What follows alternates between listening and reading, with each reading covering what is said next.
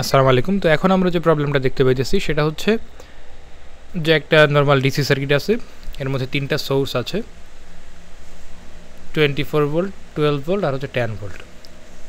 Question আমাকে বলছে V1, V2 এবং V3 কত হবে সেটা বের করতে। V1 কোনটা? এই R1 এর যে ভোল্টেজ সেটাকে আমরা V1 বলতেছি, R2 এর যে ভোল্টেজ সেটাকে আমরা V2 বলবো, R3 এর যে ভোল্টেজ সেটাকে আমরা বলছি V3। আচ্ছা, তাহলে V3 আমি কিভাবে পাবো? V3 তো খুব সোজা, সেটা হচ্ছে এই R3 এর আর আর দেন R1 R2 R3 সবগুলোর ভ্যালু হচ্ছে 10 ওহম করে। হ্যাঁ, R1 R2 R3 সবগুলো হচ্ছে আমার 10 ওহম করে। আচ্ছা, যাই থাকুক, তাহলে এই V3টা কত হবে? নিশ্চয়ই এই ভোল্টেজ সোর্সের আর আরিতে যে ভোল্টেজ আছে সেটাই তো না।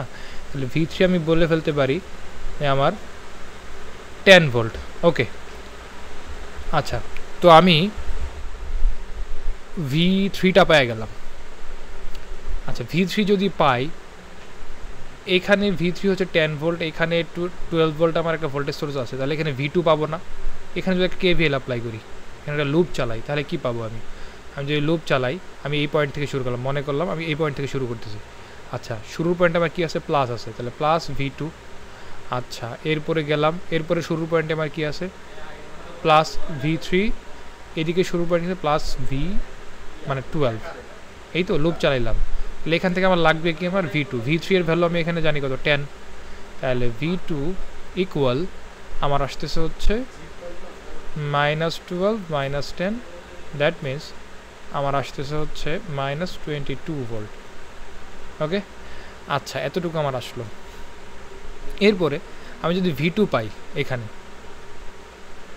যদি আমি V2 পাই -22 ভোল্ট, তাহলে এখান থেকে আমি V1 পাবো না? V1টা তো ইজিলি বের করা সম্ভব। আচ্ছা, তাহলে এখন আমি এখানে আবার সেমভাবে লুপ চালাবো। লুপ চালাইলে KVL যদি অ্যাপ্লাই করি, আমি শুরুর চিহ্ন নিলাম -24 ভোল্ট। এটা কি মাইনাস, এটা প্লাস, তাই তো? আমি শুরুর চিহ্ন নিতেছি, আমার যে কোনো একটা চিহ্ন নিলেই চলে। আবার এদিকে আমার কি আছে? প্লাস V1, আমি শুরুর চিহ্ন নিলাম প্লাস V1। আর এদিকে কি আছে আমার? এদিকে প্লাস, এদিকে মাইনাস, তাহলে হচ্ছে আমার প্লাস মাইনাসের চিহ্ন, যেহেতু শুরুর চিহ্ন মাইনাস V2 ইকুয়াল হচ্ছে 0। তাহলে আমার লাগবে হচ্ছে V1 ইকুয়াল 24 প্লাস হচ্ছে V2। আচ্ছা, 24 প্লাস V2 এর ভ্যালু কত? -22 ভোল্ট।